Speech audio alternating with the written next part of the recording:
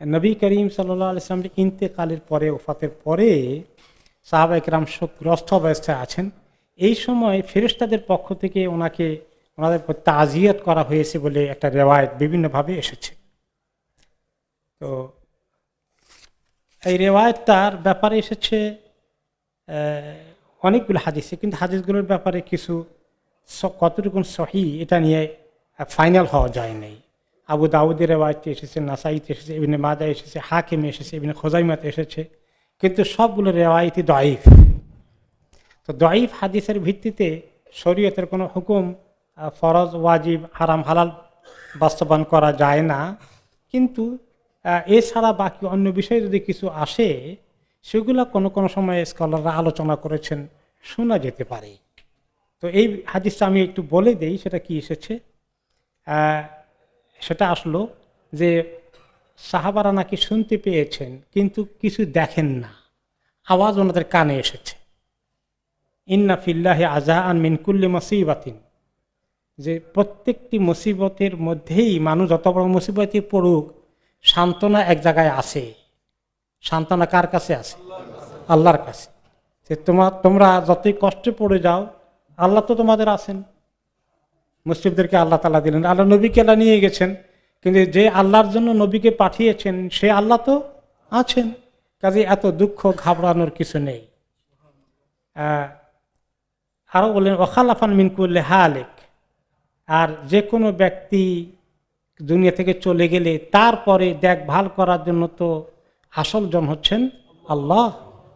ও দারাকান মিন কুল্লি মা ফাতা, আর যে কোনো জিনিস যদি মানুষের হারিয়ে যায়, যত বড় লসই হয়ে যাক, সেগুলো সবগুলোরই একটা সমাধান আছে, সেগুলো সবগুলোরই একটা উপায় আছে, যে সেগুলো চলে গেলেও আমরা অসহায় হয়ে যাব না, আল্লাহ তাআলা যেহেতু আছেন। ফাবিল্লাহি ফাসিকু, কাজে সেই আল্লাহর প্রতি তোমরা ভরসা রাখো, তোমরা হতাশ হয়ে যেও না, হায় রে নবী চলে গেছেন, এখন কি আমাদের আর কিছু ঠিক থাকবে, এরকম মনে করার কোনো কারণ নেই। ওয়া ইয়াহু ফারজু, শুধুমাত্র আল্লাহর কাছেই তোমরা চাও, তার কাছেই প্রার্থনা করো, তার কাছেই ভালো মন্দের সব কিছু চাবিকাঠি, সমস্ত আশা তার দিকেই তোমরা ফিরাও। ফাইনাল মুসাবা মান হুরিমা সাওয়াব, আর বড় বিপদ হোক ছোট বিপদ হোক, বিপদে পড়লে যেই ব্যক্তি বিপদের যে বিশাল সওয়াব আছে এটা যে মিস করে, সেটাই হলো বড় মুসিবত। একটা মুসিবতে পড়েছেন, এই মুসিবত মুমিনের জন্য, মুসিবতের মধ্যেও কি আছে? পুরস্কার আছে।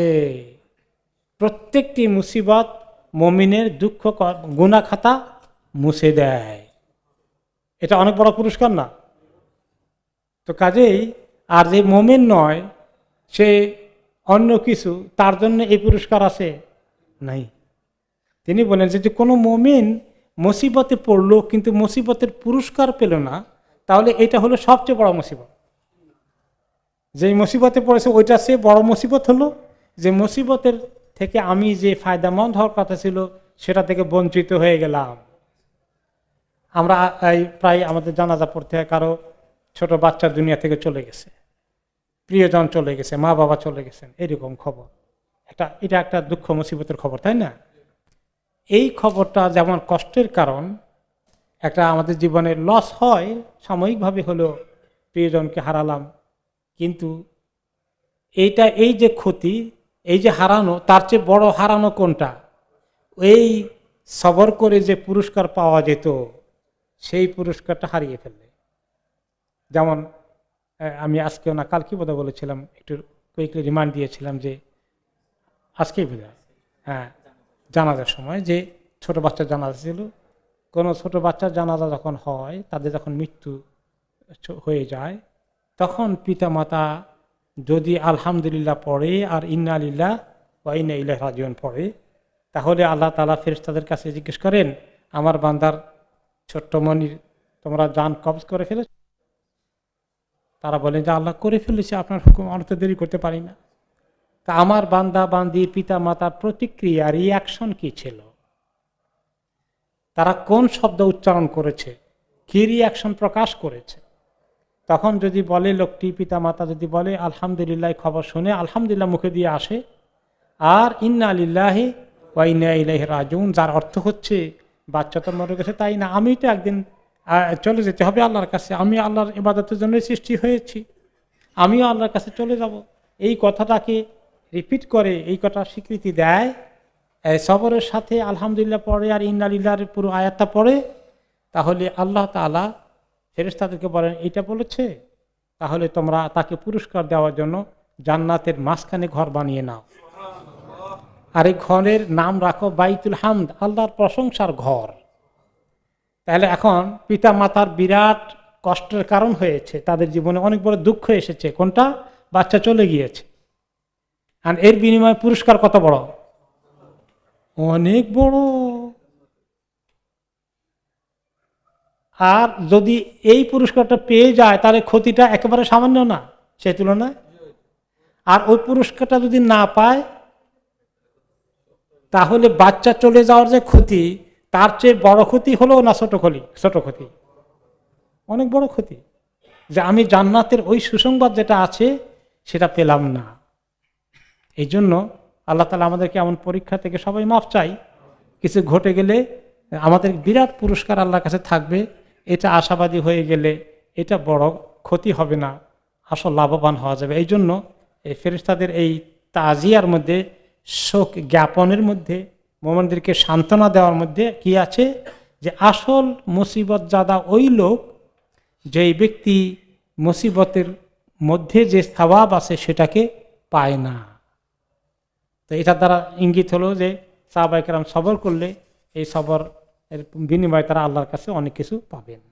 যাই হোক, হাদিসটা আমি আগে বলি যে খুব সহিহ হিসাবে প্রমাণিত হয়নি, হতেও পারে একেবারে ফেলে দেওয়ার মতো নয়, কারণ বেশ কিছু কিতাব সেটাতে এসেছে, আবার কনফার্ম হয়ে নিশ্চিত হয়ে বলা যাচ্ছে না, এই মাঝখানে আছে।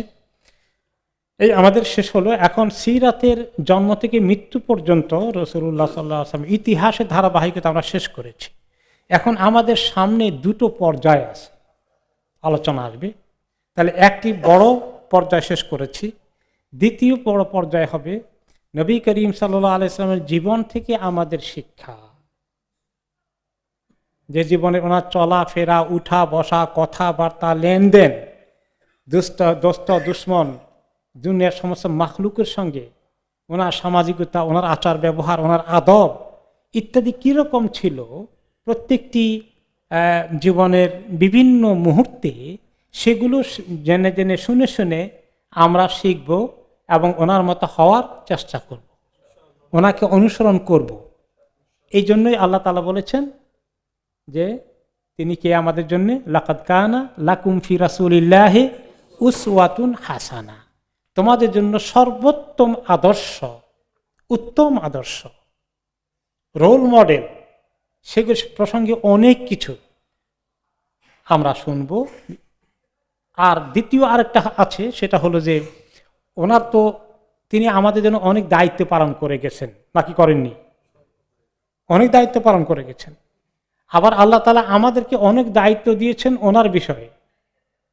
জিন্দা অবস্থায় যখন সাহাবায়ে কেরাম ছিলেন তাদের জন্য অনেক দায়িত্ব ছিল, ওনার ইন্তেকালের পরে সাহাবারা এবং পরবর্তী পর্যায়ে উম্মতরা যারা আসবে তাদের প্রতি অনেক দায়িত্ব আছে এই আখিরি নবীর প্রতি। সেই দায়িত্বের লিস্টগুলো কি কি? ওনার প্রতি ঈমান আনা, ওনাকে অনুসরণ করা, ওনাকে মহব্বত করা, উনি যাদেরকে মহব্বত করেছেন তাদেরকে মহব্বত করা, উনি যাদেরকে অপছন্দ করেছেন তাদেরকে অপছন্দ করা, এই বিষয়ে অনেক দায়িত্ব আমাদের আছে। ওনাকে মহব্বত করা আবার করতে করতে, বাড়াবাড়ি করতে করতে আল্লাহ তাআলা শানে যে নিয়ে যাওয়া, সে বিষয়টা আবার কেমন? বাড়াবাড়ি আছে, কদ্দূর যাওয়া যাবে, কদ্দূর যাওয়া যাবে না, ইত্যাদি আরেকটি চ্যাপ্টার। তাহলে আমাদের সামনে দুটো চ্যাপ্টার আসবে, এগুলো অনেক সময় লাগবে, কয়েক মাস লেগে যাবে ইনশাআল্লাহ, আল্লাহ তাআলা আমাদের হায়াতে রাখলে, যে ওনার জীবনের বিভিন্ন মোড়ে মোড়ে কাজকর্ম, কথাবার্তা, চলাফেরা, উঠা বসা কেমন হয়েছে সেগুলো আমরা শিখব, আর আমরা নিজেরা এগুলো অনুকরণ করার চেষ্টা করব। আর ওনার প্রতি আমাদের দায়িত্বগুলো সঠিক মতো পালন করতে পারলাম কি না, কোথায় আমাদের ঘাটতি আছে, কোন জায়গায় ইমপ্রুভ করতে হবে, সেগুলোকে আমরা শেখার চেষ্টা করব ইনশাআল্লাহ। নবী করিম সাল্লাল্লাহু আলাইহি ওয়াসাল্লামকে আল্লাহ তাআলা সবচেয়ে সেরা সৃষ্টি, তিনি আল্লাহর সেরা মাখলুক। সাইয়্যিদুল আম্বিয়া ওয়াল মুরসালিন, সমস্ত বনি আদমের মধ্যে আল্লাহ তাআলা ওনাকে সেরা করে সৃষ্টি করেছেন, সমস্ত মাখলুকের তিনি সেরা। তো এইরকম সেরা মানুষটাকে আল্লাহ শারীরিক গঠনও দিয়েছেন খুবই সুন্দর, সব দিক থেকে ব্যালেন্স।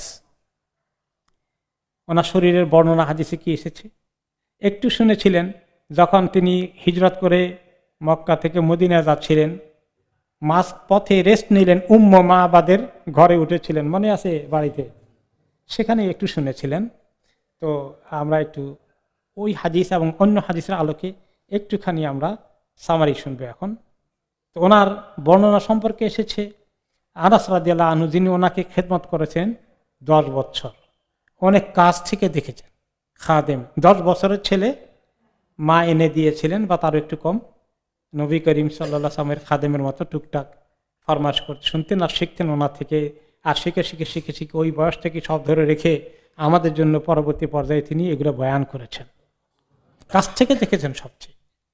তিনি বলেন, কানা রাসূলুল্লাহ সাল্লাল্লাহু আলাইহি ওয়াসাল্লাম লাইসা বিত্তাবিলিল বাইন, তিনি খুব বেশি লম্বা ছিলেন না, ওয়ালা বিল কাসির, আবার খুব বেটেও ছিলেন না, ওয়া কানা ইলা তুলি আকরাব, মাঝামাঝি, তবে একটুখানি লম্বা বলা যায় ওনাকে সাইজের দিক থেকে।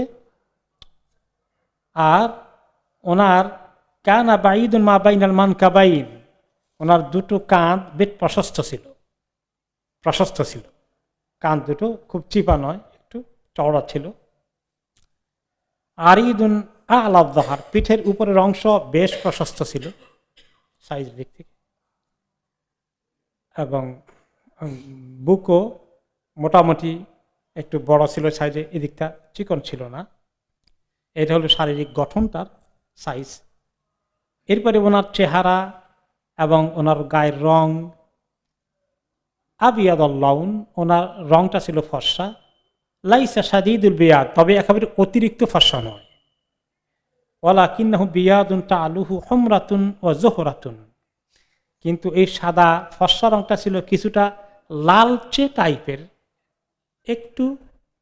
একটুখানি লালের দিকে, লালচে সাদা, এবং উজ্জ্বল, খুব উজ্জ্বল ছিল, এবং চেহারাটা ছিল অত্যন্ত লাবণ্যময়, লাবণতায় ভরপুর, আকর্ষণীয় চেহারা আল্লাহ ওনাকে দিয়েছিলেন। চেহারাটা ওনার কখনোই ফ্যাকাশে মনে হতো না, চেহারাটা সবসময় উজ্জ্বল, আলোকিত, ঝলঝল করত, এবং চেহারাটার সাইজ ছিল গোলাকার, আকৃতিটা অনেকটা গোলাকার ছিল, ওভাল শেপ নয়, কিছুটা রাউন্ড গোলাকার, তবে একদম গোল ফুটবলের মতো এরকম নয়, একটুখানি লিটল বিট বিটুইন গোলাকার এবং ওভাল শেপ, লম্বা চেহারা এবং গোল চেহারার কিছুটা মাঝখানে, সব দিক থেকেই মিডল আর কি। এবং চেহারাটা আলহামদুলিল্লাহ এত মায়াবী ছিল এবং এত নুরানি ছিল, এ বিষয়ে আবু হুরায়রা রাদিয়াল্লাহু আনহু, যিনি ওনাকে কাছে থেকে খুব পছন্দ করতেন, তিনি বলেন যে মা রাআইতু শাইআন আহসানা মিন রাসূলিল্লাহি সাল্লাল্লাহু আলাইহি ওয়াসাল্লাম কাআন্না শামসা তাজরি ফি ওয়াজহি, আমি ওনার থেকে সুন্দর আর কিছু মনে হয় দেখি নাই পৃথিবীতে, মনে হতো যে ওনার চেহারার উপর দিয়ে সূর্য পার হয়ে গেছে, অর্থাৎ এরকম আলোকিত উজ্জ্বল। আর কাব ইবনে মালিক রাদিয়াল্লাহু আনহু বলেছেন, কানা ইযা সুররা ইস্তানারা ওয়াজহু কাআন্নাহু কিতআতু কামার, তিনি যখন খুশি হতেন, মুখে খুশির হাসি ফুটে উঠত, এত আলোকিত হয়ে যেত, ওনার চেহারা দিকে তাকালে মনে হতো চাঁদের এক খণ্ড টুকরা, চাঁদের একটি খণ্ড। কপালটা ছিল অনেকটা প্রশস্ত এবং চোখগুলো ছিল ডাগর, একটু বড় কিছুটা, এবং কালো অংশটা চোখের বেশ কালো, এবং সাদা অংশটুকুনো বেশ সাদা।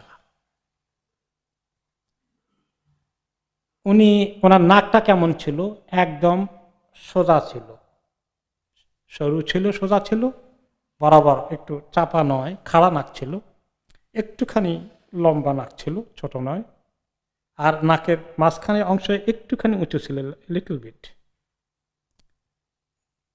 আর নাকের এই অংশটুকুন বা ছিদ্রগুলো ছিল খুব বড় নয়, একটু ছোটই। ঠোঁটগুলো ছিল কিছুটা মোটা, একেবারে চিকন নয়। দাঁতগুলো সুন্দর করে সাজানো, তো দাঁতগুলো মাঝখানে মাঝখানে একটু ফাঁক আছে, একটার সঙ্গে একটা একদম লাগানো, আবার অতিরিক্ত ফাঁকও নয়, যেটা একটা মানুষের চেহারার জন্য সবচেয়ে সুন্দর। কিছু ফাঁক থাকা খুব সুন্দর, কিন্তু একদম বেশি ফাঁক থাকলে সেটা আবার অসুন্দর।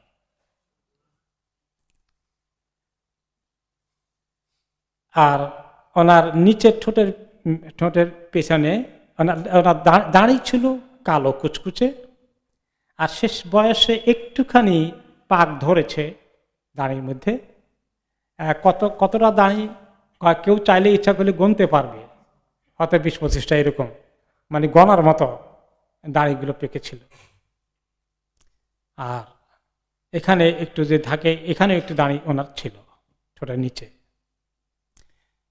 মাথার চুলগুলো ছিল খুব ঘন কালো কালো কুচকুচে, এবং চুলগুলো খুব খাড়া কাঁটার মতো ছিল না, আবার একেবারে নরম এরকমও নয়, মাঝামাঝি, সব কিছু মাঝামাঝি।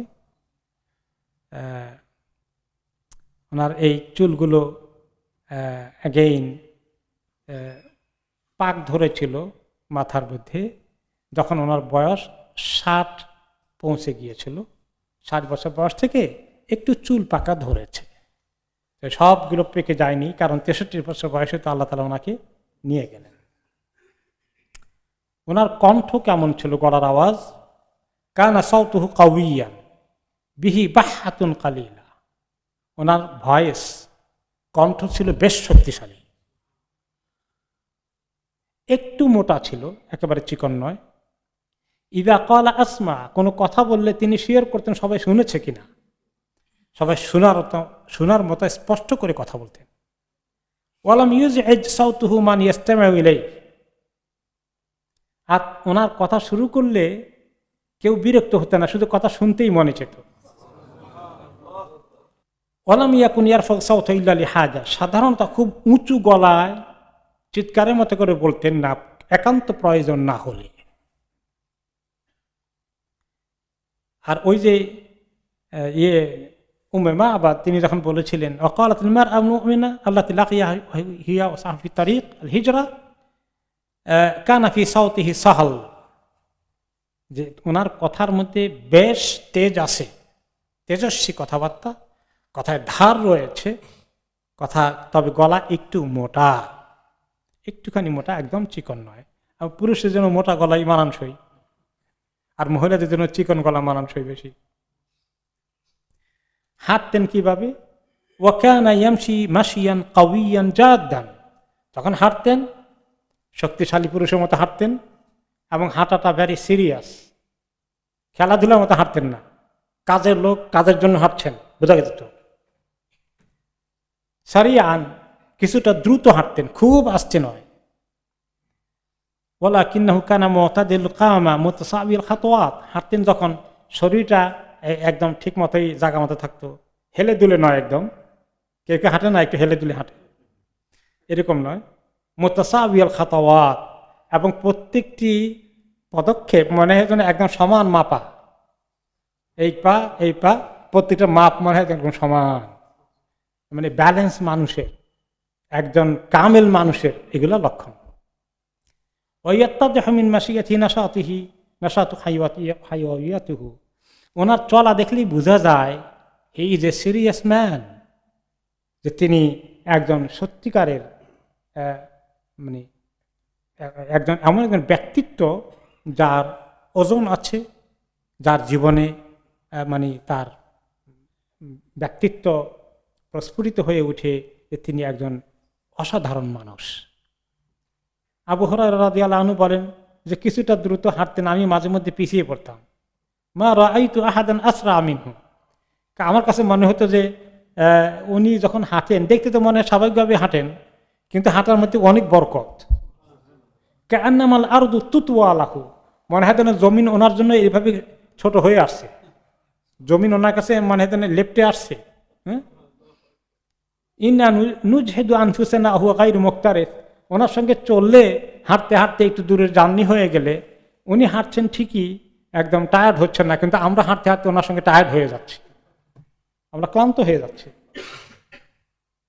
তিনি বলেন আবু হুরায়রা রাদিয়াল্লাহু আনহু যে আরেকদিন আরেক এলাকায় গিয়েছিলেন জানাজা নামাজ পড়তে, কুনতু মাআহু ফি জানাজা ফাকুনতু ইযা মাশাইতু সাবাকানি ফাউহারওয়েল, মাঝে মধ্যে আমি ওনার সঙ্গে হাঁটতে হাঁটতে দেখি যে ওনার দ্রুততার সাথে আমার হাঁটা ম্যাচ করে না, পরে আমি একটু দৌড়া লাগতো, তো দৌড়তে গিয়ে তাহলে উনি আমার আগে হাঁটতে হাঁটতে আমার আগে চলে যেতেন, ধরার জন্য আমি পিছনে পড়ে গেলে দৌড়তাম, আবার দৌড়তে দৌড়তে আবার কোনো সময় ওনার সামনে চলে যেতাম।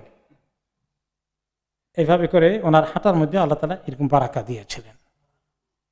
কথাবার্তা কেমন ছিল, মানে কথা কণ্ঠের কথা গেছে, একটু আগে আওয়াজ কেমন ছিল, এখন আসছে কথা বিষয়বস্তুর দিক থেকে কেমন ছিল। কানা হাদিস মুহাম্মদ হাদিসান হাদিআন আযবান, শান্ত মানুষের মতো কথা বলতেন, অস্থিরতা অধৈর্য না। অনেক সময় আমরা কিছু অধৈর্য হয়ে যাই, অস্থিরতা দেখাই, কিছু একটা ঘটে গেছে আমাদের টেনশন শুরু হয়ে যায়, এগুলো কিচ্ছু নয়। হাদিআন, শান্ত আছেন। আযবান, ওনার কথাগুলোর মধ্যে মিষ্টি ভাব রয়েছে। ওয়াদিহুল কালিমাত, প্রত্যেকটি শব্দ স্পষ্টভাবে বোঝা যায়।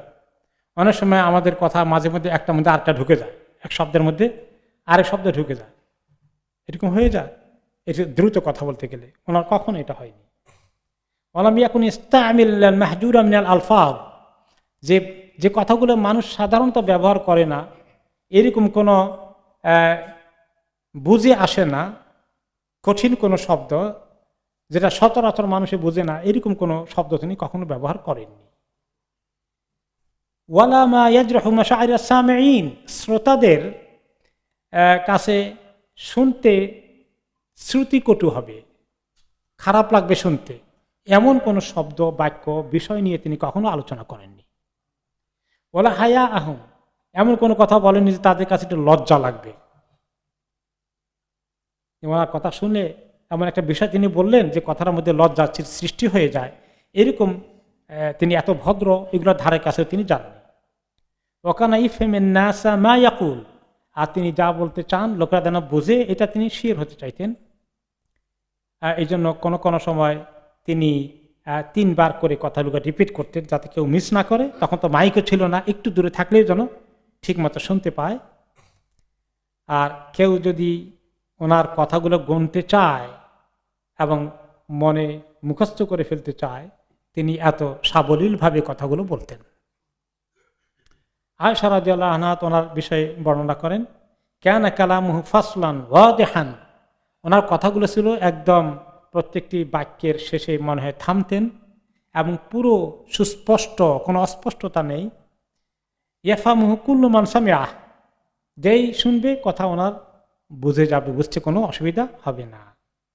আনাস রাদিয়াল্লাহু তাআলা আনহু সেটাই বললেন, যখন তিনি কথা বলতেন কোনো কোনো সময় গুরুত্বপূর্ণ কথা 3 বার বলতেন যাতে কেউ মিস না করে ফেলে, অমনোযোগী থাকলেও মিস না হয়। আর যখন কোনো কওমের কাছে যেতেন তখন 3 বার সালাম করতেন কোনো সমাবেশে গেলে। তো তার কারণ হলো যে হয়তো কেউ কথাবার্তা বলেছিল শুনতে পায়নি, প্রথমবারে কিছু লোক থামছে, বাকি কিছু লোক স্থির কথা বলেছে 2 বার, তৃতীয়বার এবার দেখা যায় সবাই মোটামুটি মনোযোগ দিয়ে শুনতে হয়েছে। এটা তখন তো মাইকও ছিল না, যার ফলে ওনাকে 3 বার বলতে হয়েছে। এই জন্য এখন কেউ যদি কোনো সমাবেশে এসে এই সুন্নত পালন করে 3 বার সালাম দেয়, ওইটা বোঝার দরকার নাই।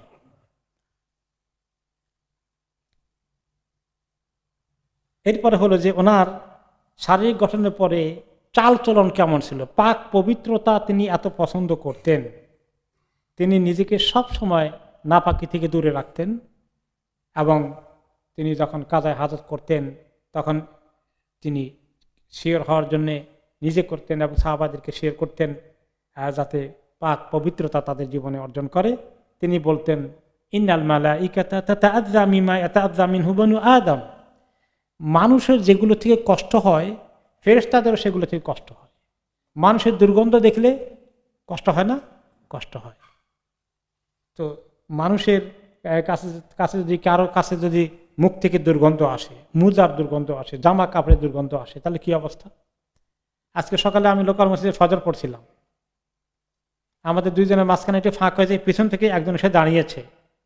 আমার যে কি কষ্ট হয়েছে নামাজ পড়তে বলার মতো না।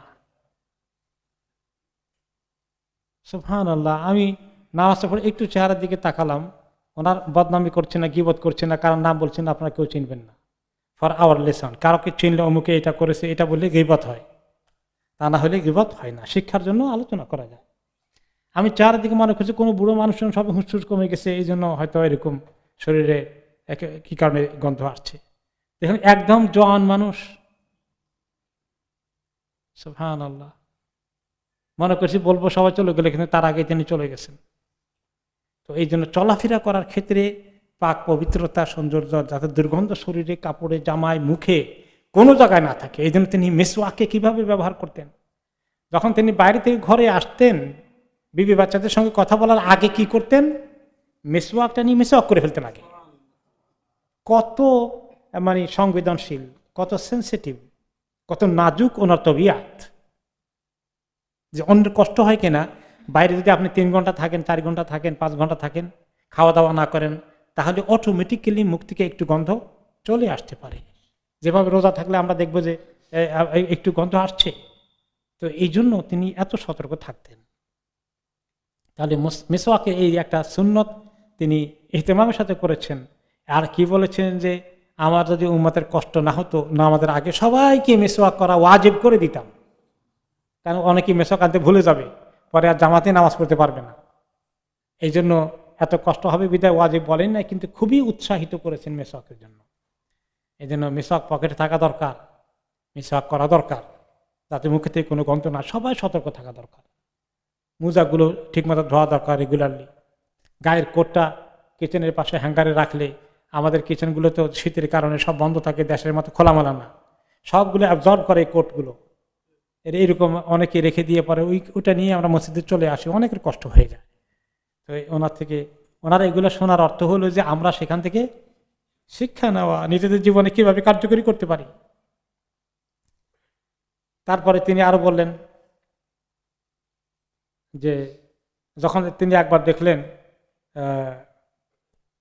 মসজিদের মধ্যে যে সাহাবীরা কাজ করে এসে সারাদিন গরমের মধ্যে, সে একই কাপড় পরে গোসল করার সুযোগ পায় না, তারপরে জুমার নামাজে চলে আসে। তিনি বললেন, যখন ট্যাপ পেলেন এটা এরকম কিছু দুর্গন্ধ কারো কারো গাছ থেকে এসছে, তিনি খুতবায় বললেন, তোমাদের যদি 2 জোড়া কাপড় থাকে, প্লিজ জুমার দিনে তোমরা গোসল করে ফ্রেশ কাপড়, ধোয়া কাপড় পরে, নতুন কাপড় পরে এসো, তাহলে তা না হলে মুসল্লিদের কষ্ট হয়ে যাবে। এরপরে তিনি অজুর হালতে থাকতেন সব সময়। অজুর হালতে থাকলে মানুষের পরিচ্ছন্নতা আরো বাড়ে না কমে?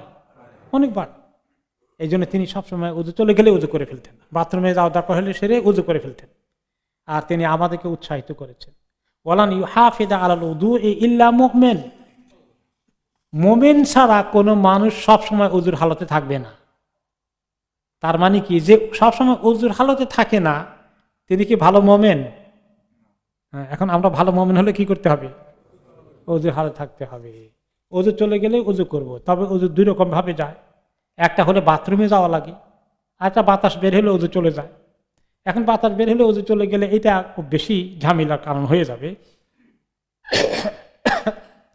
অফিসে, আদালতে, সব জায়গায় কাজে কর্মে আসেন, হয়তো এটা সম্ভব না। কিন্তু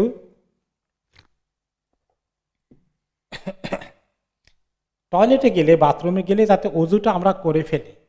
বাথরুমে গেলে আমরা পানি খরচ করি, তাই না? পানি খরচ করি সাধারণত আমাদের দেশে। এই দেশেতে আবার সব জায়গায় পানি নাই, টয়লেট পেপার ইউজ করি। যেখানে পানি থেকে আমরা পানি ইউজ করি। আমরা যখন পানি ইউজ করি, পানি থাকে, আমরা কেউই পানি ছাড়া বের হয়ে আসি না, অভ্যাস হয়ে গেছে, তাই না?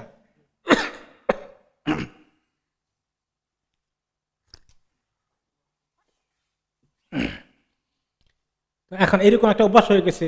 এখন আমার বিশ্বাস, সামনে যারা বসে আছেন তারা শুনতে পাচ্ছেন, আমরা কেউই চিন্তা করি না যে বাথরুমে গেলাম, কিছু কাজে হাজার সারলাম, এখন আমরা পানি ব্যবহার না করে চলে আসবো। এটা কি আপনি করেন নাকি নর্মালি? না, অভ্যাস হয়ে গেছে না? আপনি যখন ওজোর অভ্যাস ভিতরে ঢুকবে, এখন এরকম ভাবে ওযু না করলে কেমন লাগবে, ওযু ছাড়া বাইর হয়ে কেমন, এটা আপনার অভ্যাসে ঢুকে যাবে, আপনার তবিয়তের মধ্যে চলে আসবে, আপনি মুমিন হয়ে যাওয়ার একটা ভালো গুণ অর্জন করে ফেললেন। সাধারণত আমাদের অনেকেই করে না, যে এখন তো নামাজের সময় নেই, বাথরুমে গেছি, পানি তো খরচ করছি, ওযু করবো কেন, আমি তো নামাজ পড়ছি না। কিন্তু ওযু ইটসেলফ একটা ইবাদত। ওযুর মধ্যে কি ইবাদত আছে একটু পরে আসছে, আমরা দেখবো ইনশাআল্লাহ।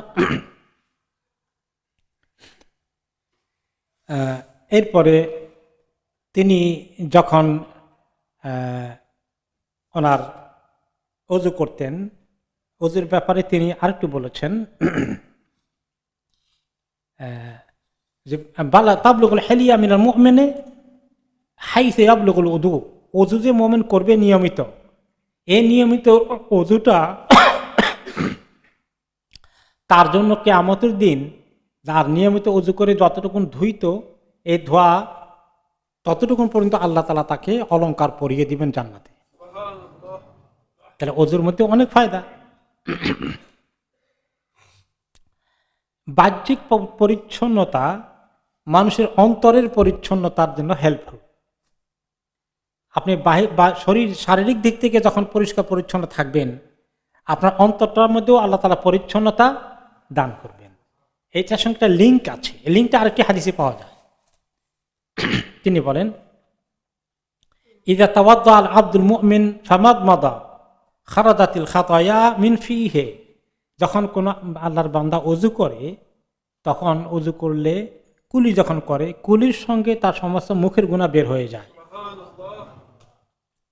ওয়াইযা ইসতানসারা খারাজাতিল খাতায়া মিন আনফিহি, যখন নাকে পানি দেয়া, পানি আবার বের করে, তখন নাক দিয়ে অনেক ভিতরের গুনাহ বের হয়ে আসে।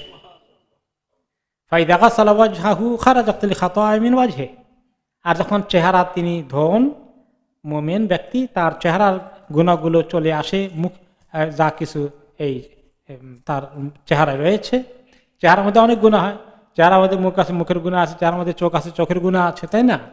এগুলো গুনাহ চলে আসে। হাত্তা তাখরুজা মিন তাহতি আসফারি আইনাইহি, চোখের ভ্রুর নিচ থেকেও গুনাহ বের হয়ে আসে। এরপরে যখন হাত ধোয়, হাতের ওখান থেকে হাতের গুনাহগুলো বেরিয়ে আসে, এমনকি এই আঙ্গুলের নিচে, নখের নিচে যে আছে, সেখান থেকেও গুনাহ বেরিয়ে আসে। তারপরে যখন এভাবে পাও ধোয়, তখন পায়ের গুনাহগুলো বেরিয়ে আসে, পায়ের আঙ্গুলের নখের নিচের থেকে পর্যন্ত গুনাহ বেরিয়ে আসে। তিনি এভাবে করে আমাদেরকে ওযু করতে বলেন। সুম্মা কানা মাশি ইলা মসজিদে ওয়া সালাতুহু নাফিলাতান লাহু, এরপরে সে যদি এই ওযু করে মসজিদে যায়, নামাজ পড়ে, তাহলে আরো অতিরিক্ত অনেক গুনাহ তার ঝরে যাবে। তাহলে ওনার পরিষ্কার পরিচ্ছন্নতা থেকে আমরা শিখলাম যে বাহ্যিক এবং ওযু ইত্যাদির মাধ্যমে পরিষ্কার পরিচ্ছন্নতা, ওনার সুন্নাহ, ওনার আমল, সেটা আমরা ধারণ করবো ইনশাআল্লাহ। তিনি ওনার শরীরটাকে যেমন পরিচ্ছন্ন রাখতেন, তেমনি তিনি আতর অনেক পছন্দ করতেন, এবং তিনি নিজের, ওনাকে শরীরের মধ্যে কোনো দুর্গন্ধ আল্লাহ তাআলা এমনি দেন নাই, ওনার ঘাম থেকেও সুগন্ধ আসতো, তারপরেও তিনি আতরও ব্যবহার করতেন। এই জন্য এই বিষয়ে ওনার খাদেম আনাস রাদিয়াল্লাহু আনহু অ্যাগেইন বলেন, মা শামামতু রিহান কাত্তু আও আরকান কাত্তু আতিয়াবা মিন রিহিন আও আরকি রাসূলিল্লাহি সাল্লাল্লাহু আলাইহি সাল্লাম, কোনো মানুষের শরীর থেকে এত সুন্দর, ঘাম থেকে এত সুন্দর সুগন্ধ আমি পাইনি, যেটা পেয়েছি নবী করিম সাল্লাল্লাহু আলাইহি সাল্লামের শরীর থেকে এবং ওনার ঘাম থেকে।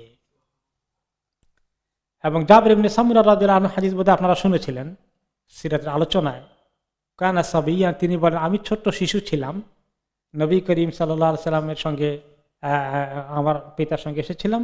নবী করিম সাল্লাল্লাহু আলাইহি সাল্লাম আমার গণ্ড দেশে আমার গালে আদর করে ছোট্ট বাচ্চাদেরকে এমনি করে একটু স্পর্শ করলেন, এবং আমি ওনার হাত, তার স্পর্শ আমার এখনো মনে আছে, বুড়ো বয়সে, বড় হওয়ার পরে হাদিস বললেন, ছোট্ট বয়সে যখন এসেছিলাম তিনি আমার গালে হাত দিয়ে আদর করলেন, হাতের পরশ এত শীতল ঠান্ডা এবং এত সুগন্ধময় লেগেছিল, মনে হলো যে একটি আতরের বোতলে হাত ঢুকিয়ে বের করে নিয়ে এসেছে।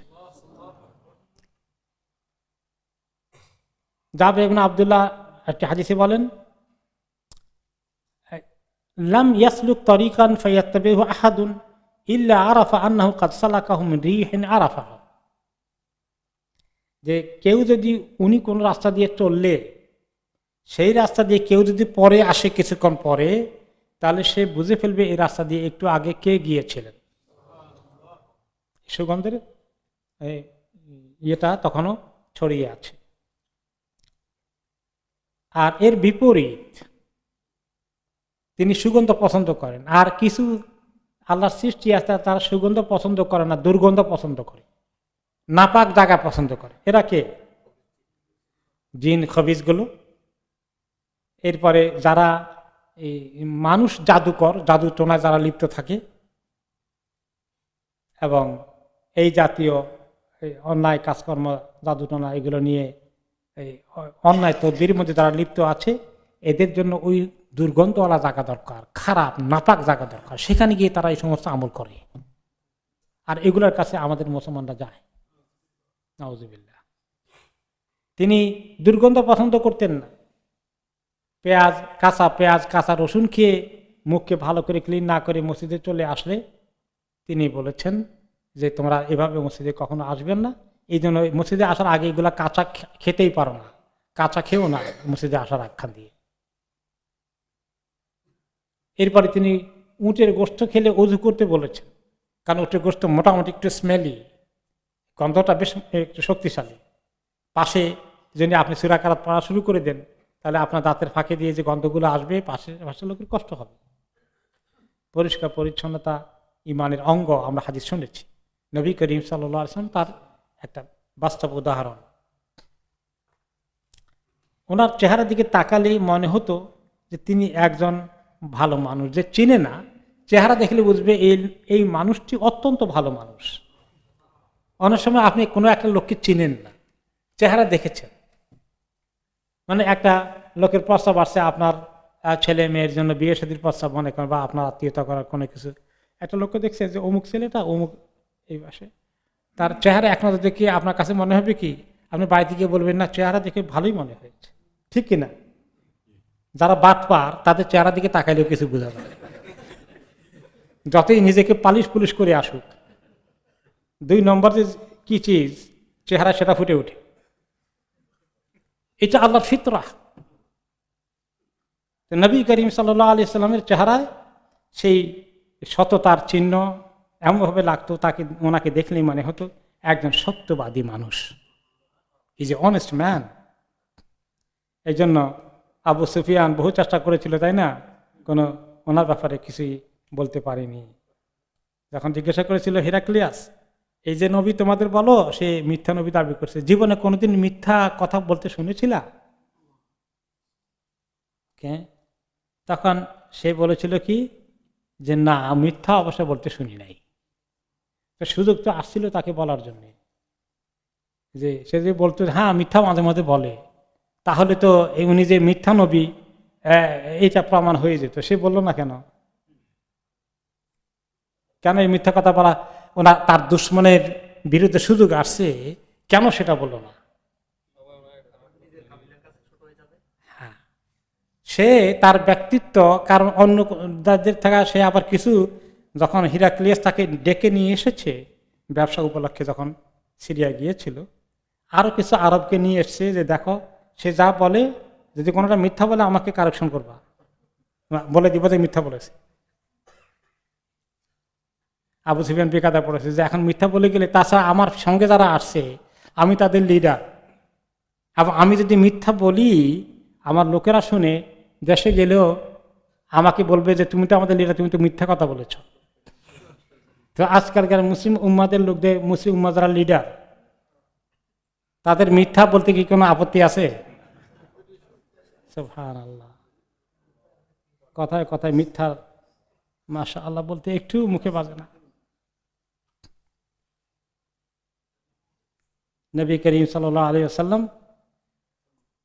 তিনি এরকম সত্যবাদী ছিলেন, যেটা ওনাকে দেখলেই মনে হতো। এবং আমরা সিরাতের মধ্যে হাদিস শুনেছি, যখন আব্দুল্লাহ ইবনে সালাম রাদিয়াল্লাহু আনহু, ইহুদি খ্রিস্টান যিনি আসছিলেন ওনাকে দেখার জন্য, আব্দুল্লাহ ইবনে সালাম ওই যে ইরান থেকে সিরিয়া গিয়ে এরপরে আখিরি নবীর খোঁজে খোঁজে খোঁজে খ্রিস্টান পরে মদিনায় গেলেন, কৃতদাস হয়ে এক ইহুদির ঘরে চাকরি করতেন।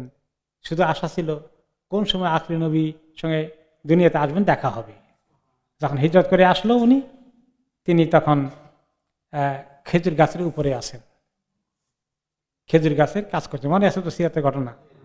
এবং তিনি তখন উনি যখন দেখলেন যে নবী করিম সাল্লাল্লাহু আলাইহি ওয়াসাল্লাম আসছেন, মদিনার লোকেরা গিয়ে তাকে ওয়েলকাম করে আনতেছে, উনি আনন্দের অতিশয্যে চিৎকার করলেন উপরের থেকে। তখন নিচে ইহুদি তার যে মালিক ছিল, এই চিৎকার করিস কেন? কই যে ওই যে লোকটা আসছে উনি, তো তাকে যাতা বকাবকি করছে, সেই জন্য মনে আছে তো, তোর কাজ তুই কর, তুই এগুলা নিয়ে চিন্তা করিস কেন? কিন্তু উনি তো আসেন, এই ওনার জার্নি তো ছিল আখিরি নবীরে কে আবিষ্কার করার জন্য। তো তিনি বলেন যে সবাই যখন নিয়ে আসছে ওনাকে আখিরি নবী মনে করে ওয়েলকাম করলো, আমি ওনাকে চেক করার জন্য তো আমার এই যে খ্রিস্ট ধর্মের যে কিতাব আছে, ইনজিলে পড়ে আসছে কী কী লক্ষণ আছে, সেই লক্ষণগুলো তিনি জিজ্ঞাসা করলেন, শুনলেন ওনাকে। এবং কিছু যে ওনাকে খেজুর দিলে, সাদকা দিলে খাবে না, হাদিয়া দিলে খেতে পারবে, মনে আছে তো, শুনেছি। তো সেখানে আমি গেলাম, সবাই যখন ঘিরে ধরেছে ওখানে, উনি সবাইকে কিছু বক্তব্য রাখছেন, আমি ওনার বক্তব্য শুনলাম। সেখানে তিনি বলেছিলেন, আফসুস সালাম, তোমরা একে অপরের সঙ্গে দেখা হলে সালামটা সবাইকে দিও। ও আম, সুযোগ হলে একে অপরকে মেহমানদারি করো, আপ্যায়ন করো, খাবার খাওয়াও, বিশেষ করে গরিব দুঃখীদেরকে। ওয়াসেলুল আরহাম, আত্মীয় স্বজনের সঙ্গে সম্পর্ক মেনটেন করো, যাতে করে কোনো সময় সম্পর্ক নষ্ট না হয়। ওয়াসাল্লু বিল্লাইলি ওয়ান্নাসু নিয়াম, আর রাতের বেলায় তোমরা নামাজ পড়ো, তাহাজ্জুদ পড়ো, যখন লোকেরা ঘুমিয়ে থাকে। তাদখুলুল জান্নাতা বিসালাম, আর তোমরা তাহলে জান্নাতে শান্তির সাথে ঢুকে পড়বে এই আমলগুলো করলে। তো তিনি বলেন যে আমি যখন চেহারা দিকে তাকালাম, চেহারা দিকে তাকিয়ে আমি টের পেয়ে গেছি, আন্না ওয়াজহাহু লাইসা বিওয়াজহিন কাযযাব, তার চেহারা এটা কোনো মিথ্যাবাদীর চেহারা হতে পারে না। তাহলে ওনাকে দেখলে এরকম বোঝা যেত। এরপরে ওনার সঙ্গে যখন কাই দেখা করতে আসতেন, তাহলে সবাইকে তিনি চেষ্টা করতেন যে কিভাবে সবাইকে ওয়েলকাম করা যায়, বিরক্ত না হয়ে। ছোট লোক আসছে, বড় লোক আসছে, মুরব্বীরা আসছে, বাচ্চারা আসছে, মুক্ত মানুষ আসছে, কৃতদাস আসছে, নেতা আসছে, সাধারণ শ্রমিক আসছে, তিনি সবাইকেই হাসি মুখে খুশি মুখে ওয়েলকাম করতেন। ধনী গরিব কোনো পার্থক্য করতেন না, কালো সাদার মধ্যে কোনো পার্থক্য করতেন না, সবাইকে মুচকে হাসি দিয়ে তিনি বরণ করতেন। এই জন্য সে কথা আমর ইবনে আস রাদিয়াল্লাহু আনহুর কথা মনে আছে, যখন আমর ইবনে আস রাদিয়াল্লাহু আনহু ইসলাম কবুল করলেন, বড় সেনাপতি ছিলেন, উহুদের যুদ্ধে মুসলমানদের ক্ষতির জন্য তিনি, খালিদ ইবনে ওয়ালিদ, ইকরামা ইবনে আবি জাহাল, এরা অনেক বড় ভূমিকা রাখছিলেন। পরে ফাতহে মক্কার আগে তিনি বেশ কিছু আগে কি করলেন, ইসলাম কবুল করে ফেললেন। কবুল করে যখন নবী করিম সাল্লাল্লাহু আলাইহি ওয়াসাল্লাম উনি ইসলাম কবুল করাতে, আমর ইবনে আস রাদিয়াল্লাহু আনহু ইসলাম কবুল করাতে রাসূলুল্লাহ সাল্লাল্লাহু আলাইহি ওয়াসাল্লাম খুবই খুশি হয়েছেন। কারণ তিনি একজন ভালো সমরনায়ক, তিনি একজন ভালো ডিপ্লোম্যাট, ভালো কূটনীতিবিদ। ওনার বাবা অনেক বড় ধনী ব্যবসায়ী ছিলেন, আরব দেশে বিভিন্ন কবিলায় ওনার অনেক সুনাম আছে। পরবর্তী পর্যায়ে ওমানে ওনার ব্যবসা ছিল, ওনার বাবার ব্যবসা ছিল ওমান দেশে, এখন যে ওমান আছে ওখানে রাসূলুল্লাহ সাল্লাল্লাহু আলাইহি ওয়াসাল্লাম আপনার আজকে পাঠিয়েছেন মোবাল্লিগ করে ইসলামের দাওয়াত দিতে, কারণ ওখানকার লোকেরা ওনাকে চিনে, তার বাবাকে চেনে, নাম করা লোক। তো পাঠানোর আগে তো উনি বলেন যে আমি যখন মদিনায় এসে ইসলাম কবুল করছি, উনি আমাকে এত আদর, এত সম্মান, এত আমাকে, তিনি এত খুশি আমার ইসলাম দেখে, আমি মনে করেছিলাম যে বোধহয় আমাকে সবচেয়ে ভালোবাসেন সমস্ত সাহাবীদের মধ্যে। এটা একটু শিওর হওয়ার জন্য চেক করলাম আর কি বলেছিলাম যে ইয়া রাসূলুল্লাহ, আপনার সবচেয়ে মহব্বতের পাত্রকে? বলে দিয়েছেন যে আয়েশা, ওনার বিবি। না না, পুরুষদের মধ্যে রাসূলুল্লাহ। তো আবুহা, তার বাবাকে আবু বকর সিদ্দিক রাদিয়াল্লাহু আনহু। ও তাহলে এখানে তো 1 নম্বর হইতে পারলাম না, দেখি 2 নম্বর হওয়া যায় কিনা। তারপরে কে? ওমর ইবনে খাত্তাব রাদিয়াল্লাহু আনহু। তাহলে এবারে 2 নম্বর হইতে পারলাম না। আর জিজ্ঞাসা করে লাভ নাই, বোঝা গেছে কত নম্বরে যে আমি যাবো শেষ লিস্টে, দরকার নেই। তাহলে বুঝাই গেল যে তিনি সবাইকে এরকম করে মহব্বত করতেন, কাউকে তিনি তুচ্ছ মনে করতেন না। এরপরে নবী করিম সাল্লাল্লাহু আলাইহি ওয়াসাল্লাম আমাদেরকে কিভাবে একে অপরকে ভালোবাসতে পারি, মহব্বত করতে পারি, আমাদের মধ্যে এটা শিখালেন। তিনি বললেন যে তোমাদের কেউ যখন কারোর সঙ্গে দেখা হয় তোমরা মুসাফাহা করো, হাত মিলাও। এখন তো আমরা একটু প্যান্ডামিকের কারণে হাত মিলাতে পারি না, একটু কষ্ট লাগে, কেউ কেউ মিলাই কেউ কেউ মিলাই না। তো যাই হোক, আল্লাহ তাআলা পৃথিবীর পরিস্থিতি ঠিক করে দিন যেন। আইয়ুমা মুসলিমাইনে ইলতাকায়া, দুইজন মুসলিম যখন দেখা হয় কিছু বিরতির পরে বা কোনো সময়, ফা আখাদা আহাদুহুমা বিয়াদি সাহিবিহি, একে অপরের হাত ধরে মুসাফা করার উদ্দেশ্যে ফাতাসাফাহা, উভয় মুসাফা করে। হামিদাল্লাহ তাআলা জামিআন, উভয় একে অপরের সঙ্গে দেখা হয়, খুশি প্রকাশ করে আলহামদুলিল্লাহ বলল, আল্লাহ প্রশংসা করে, মুসাফা করে। তাহলে তাফাররাকা ওয়ালাইসা বাইনাহুমা খাতিয়া, তাদের গুনাহ এমনভাবে ঝরে মনে দিল কোনো গুনাই বাকি থাকলো না। আরেকটি হাদিসে এসেছে ওয়াকানা লা ইয়ানজাউ ইয়াদাহু মিন ইয়াদি মান ইউসাফিহুহু হাত্তা ইয়াকুনাল আখারু হুয়া আল্লাযী ইয়ানজাউ ইয়াদাহু, যখন মুসাফা করতেন তিনি কাউকে হাত মিলাতেন তখন তিনি আগে হাতটা সরিয়ে নিতেন না, অপেক্ষা করতেন যে যিনি হাত মিলাচ্ছেন তিনি যেন আগে সরিয়ে নেন। সুবহানাল্লাহ। এখন এটা কিভাবে তিনি মেনটেন করতেন, আমরা ছোটখাটো মানুষই মেনটেন করতে পারি না। অনেকজনে বসে আছে, দাঁড়িয়ে আছে, একজনে ধরে আর ছাড়ে না। এখন বিপদের কথা, ধরে রাখা তো কথা যে সে আগে নিক, কারণ রাসূলুল্লাহ সাল্লাল্লাহু আলাইহি ওয়াসাল্লাম নিজে আগে সরাতেন না। এখন ওইটা আমল করতে গেলে বাকিদের দেরি হয়ে যাচ্ছে, নিজেরও সময় নেই, কি করা যায়। সুবহানাল্লাহ। আল্লাহ তাআলা ওনাকে বরকত দিয়েছেন সময়ের মধ্যে। এরপরে তিনি এই যে দেখা সাক্ষাৎ এবং সবার সঙ্গে মিলামিশা, দেখা সাক্ষাৎ, এই যে একটা সামাজিকতা, এগুলাকে তিনি সবাইকে গুরুত্ব দিতেন। তিনি আরো বলেন লাইসা মিন্না মান লাম ইয়ারহাম সাগীরানা ওয়া ইয়ারিফ হাক্কা কাবীরানা, সে ব্যক্তি আমার অন্তর্ভুক্ত নয় যে ব্যক্তি আমার উম্মত হতে পারে না, যে ব্যক্তি আমাদের ছোটদেরকে মায়া মমতা মহব্বত করে না, আর যারা বড় তাদের হক সম্পর্কে স্বীকৃতি দেয় না। বড়দের হকের কদর করতে হবে আর ছোটদেরকে আদর করতে হবে।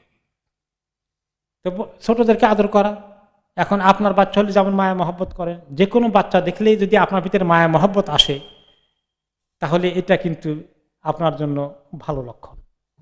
আর অন্য বাচ্চাগুলোকে দেখলে তেমন একটা আপনার মনে কোনো প্রতিক্রিয়া হয় না, নিজেরগুলো ছাড়া।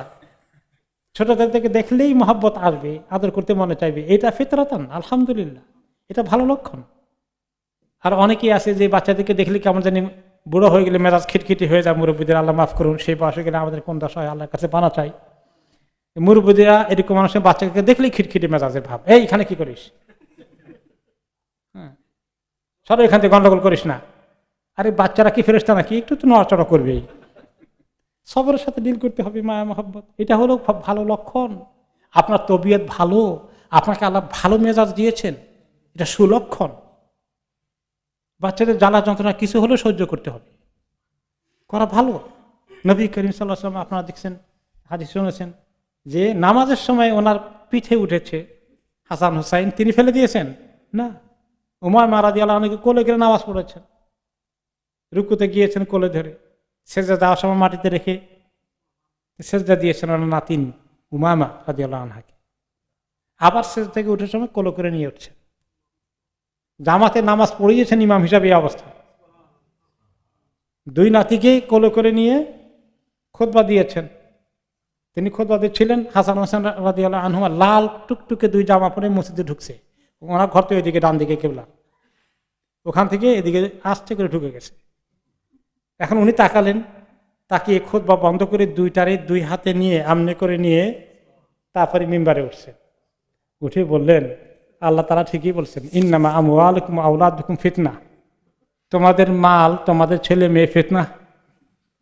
দেখলে যে নাতি দুটো আছে, একটা একটু হাঁটে বড়টা, বাকিটা হাঁটি হাঁটি পা পা হাঁটে আবার পড়ে যায়, দেখে আর সহ্য করতে পারলাম না, কোলে নিয়ে আসলাম। তাহলে মুরব্বীরা বাচ্চাদেরকে কিভাবে আদর করা। তারপরে উসামা ইবনে যায়েদ, ওনার পালক পুত্র যে যায়েদ ছিল তার ছেলে উসামা, সেও ছোট, আর হাসান রাদিয়াল্লাহু আনহু, দুইজন কাছাকাছি বয়সের, দুইজন ওনার কাছে আসলো, দুইজনকে দুই পায়ের উপরে উরুর উপরে বসালেন, বসে দোয়া করলেন, আল্লাহুম্মা ইন্নী উহিব্বুহুমা ফাআহিব্বাহুমা আও আল্লাহুম্মা ইন্নী আরহামুহুমা ফারহামহুমা, যে আল্লাহ আমি এই দুজনকে অনেক মায়া করি, অনেক দয়া মায়া করি, আপনি এই দুজনকে অনেক দয়া মায়া করেন আল্লাহ। এভাবে বাচ্চাদের প্রতি ওনার আদর ছিল। লাস্ট চ্যাপ্টার আজকে তিনি বললেন এই যে সালামের কথা, এই যে সামাজিকতা, দেখা সাক্ষাৎ হইলে সালাম যে একটা বিরাট নিয়ামত, এটা যে কত বড় রহমতের একটা পদ্ধতি, আল্লাহ রহমতকে নিয়ে আসার উসিলা, তিনি এটা দিন উৎসাহিত করেছেন। তিনি বলেছেন ইন্না আউলান নাসি বিল্লাহি মান বাদাআহুম বিসসালাম, দুইজনের সঙ্গে যখন দেখা হয়ে যায় মুসলিম, যিনি প্রথমে সালাম দেন তিনি আল্লাহর কাছে উত্তম, আর যিনি অপেক্ষা করেন আমাকে সালাম দিক ওয়ালাইকুম আসসালাম বলবো, তিনি উত্তম হতে পারবেন না। এবং তিনি আবার বলেছেন, আর কি হাদিসে বলেছেন যে যদি সালাম দিয়েছ কিছুক্ষণ পরে আবার দেখা হয়ে গেল, এখন কি করবো, আবার দিবা কিনা সালাম? তিনি বললেন যে ঈদ লাকিয়া আহাদুকুম আখাহু ফালিসাল্লিমু আলাইহি, তোমার ভাইয়ের সঙ্গে যখন দেখা হয়ে গেছে সালাম দাও। ফাইদা হালাত বাইনাহুমা শাজারাতুন আও জিদারুন আও হাজারুন সুম্মা লাকিয়াহু ফালিসাল্লিমু আলাইহি, তো দুইজন হাঁটলা দুই দিকে, আবার একটি ঘরের বাইরে গিয়ে ওই পাশে গিয়া একটি দেওয়ালের ওই পাশে আবার দুজনে দেখা হয়ে গেল, আবার একটু গাছগাছালি ছিল সেগুলো পার হয়ে গেলে আবার দেখা হয়ে গেল দুইজনের, তাহলে তোমরা আবার সালাম দিও। তিনি এমনকি রাস্তায় শিশুরা যখন খেলাধুলা করতো, ছেলেপেলেরা, তাদেরকে লক্ষ্য করে তিনি সালাম দিতেন। এত সুন্দর আদর্শ তিনি ছিলেন। সালামকে তিনি অধিক গুরুত্ব দিয়েছেন। তিনি বলেছেন আলা আদুল্লুকুম আলা শাইইন ইযা ফাআলতুমুহু তাহাবাবতুম, আমি কি এমন কথা তোমাদেরকে বলবো, এমন বিষয়ের কথা যেটা তোমরা আমল করলে তোমাদের নিজেদের মায়া মহব্বত অনেক বাড়বে, পারস্পরিক মায়া মমতা বৃদ্ধি পাবে। সেটা হচ্ছে আফসুস সালাম বাইনাকুম, তোমরা তোমাদের মধ্যে সালামকে ছড়িয়ে দাও, সালামের প্রচলন বেশি করে করো, যে বেশি করে সালাম করো। এবং তিনি একটা হাদিসে বলেছেন ও তাকরা ইসসালাম আলা মান আরাফতা ওয়া মান লাম তারিফ, তিনি বলেছেন যে তুমি সালাম দাও, যাকে চিনো তাকেও দাও, যাকে চিনো না তাকেও দাও। মদিনা তো সবাই মুসলিম ছিলেন, এখানে আপনি যাকেই মুসলিম মনে করেন, আপনি যদি মনে হয় যে মুসলিম, তাহলে দেখি তাকেই সালাম দিবেন। তো অনেক সময় দাড়ি টাড়িওয়ালা এমন লোক দেখা যায় মনে হয় মুসলিম, শিখদেরকে এটা মনে হয়। আমি যখন প্রথম মালয়েশিয়া যাই, শিখ একটাকে দেখি যে দাড়ি পাগড়ি, মাশা আল্লাহ, দিছি সালাম লম্বা করে। পরে চিন্তা করলাম তো মুসলিমই না, যাই হোক। তো সালাম দিতে হবে, আমরা মুসলিম বুঝতে পারলেই সালাম দিতে যেন গাফলতি না করি। এই সালামের মধ্যে পয়সা কত খরচ হয়? কোনো খরচ হবে না। চা খাওয়াতে পয়সা খরচ হবে, কিন্তু সালাম দিতে খরচ হবে না। এখানেও যদি বকিলি করি, তাতে সে বড় বকিলা দুনিয়াতে কিছু আছে নাকি? সালাম দেওয়ার কাজটা অনেক বড় নিয়ামত আল্লাহ তাআলা। ঘরে যখন যাব, আমরা ঘরে ঢুকেই বিসমিল্লাহ পড়ে ডান পা দিয়ে ঢুকে একটা দোয়া পড়বে, বিসমিল্লাহ ওয়ালানা বিসমিল্লাহ খারাজনা, হ্যাঁ, ওয়া আলাল্লাহি রাব্বিনা তাওয়াক্কালনা, জি, এটা বলে ঢুকলেন যদি মনে থাকে ভালো, না হলে বিসমিল্লাহ কমপক্ষে, আর ডান পা দিয়ে তারপরে সালাম দেওয়া। মানুষ থাকুক আর না থাকুক, ছোট থাকুক আর বড় থাকুক, পুরুষ থাকুক আর মহিলা থাকুক, ছেলে মেয়ে থাকুক আর নাতিপুতি থাকুক, সবাইকে সালাম দেব। এই অভ্যাস যদি আমরা করি, তাহলে এই সালামের প্রচলন বেশি করে এটা আমাদেরকে জান্নাতে নিয়ে যাবে। সালাম দেওয়াটা জান্নাতে যাওয়ার একটা বড় আমল। কারণ একটা হাদিসে তিনি বলেছেন, এক সাহাবী জিজ্ঞেস করলেন আইয়ুল আমাল ইসলামী খাইর, ইয়া রাসূলুল্লাহ, ইসলামের মধ্যে সর্বোত্তম ভালো আমল কোনটা, সবচেয়ে ভালো আমল কোনটা, ইজি, খুব ভালো আমল? তিনি বললেন তুতঈমুত তাআম ওয়া তাকরাউস সালাম আলা মান আরাফতা ওয়া মান লাম তারিফ, যারা গরিব মিসকিন থাকে, অভাব অনটনে আছে, ক্ষুধার্ত আছে, তাদেরকে খাবার খাওয়ানো, আর যাকে চিনো যাকে না চিনো বেশি করে সালাম দেওয়ার কাজটা করা, এটা হচ্ছে অনেক বড় নেক আমল এবং অনেক সহজ আমল। আল্লাহ তাআলা আমাদেরকে এই সালামের আমলের উপরে অন্তত প্র্যাকটিস করার তৌফিক দান করুন। আর ওই আরেকটি অংশ যেটা আছে, যে গরিব দুঃখী অসহায় যারা অনাহারে থাকে, তাদেরকেও আমরা খাবার দেওয়ার চেষ্টা করি। ওয়াবিল্লাহি তাওফিক। আলহামদুলিল্লাহ, এখানে আমাদের শেষ হয়ে গেল।